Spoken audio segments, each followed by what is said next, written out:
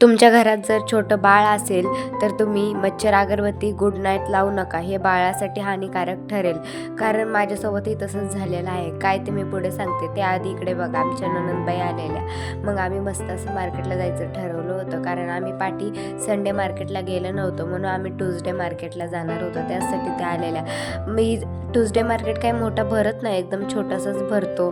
त्यानंतर तुम्हाला म्हणलं ना, मच्छर अगरबत्ती वगैरे लावणं खूप धोकाकारक आहे. तुम्हाला म्हणलं जसं की 4-5 दिवस झालं बबड्याचा काही ताप निवतच नाही आहे. तसंच आम्हाला रात्रीचं रुद्रला दवाखान्यात घेऊन जायला लागलं होतं, कारण त्याला 101 ताप होता ना, म्हणून आम्ही दवाखान्यात गेलो. खरं डॉक्टरांनी चेक वगैरे केलं आणि आम्हाला सांगितलं एक्सरे करायला, म्हणूनच आम्ही दुसऱ्या दिवशी एक्सरे करण्यासाठी आलो.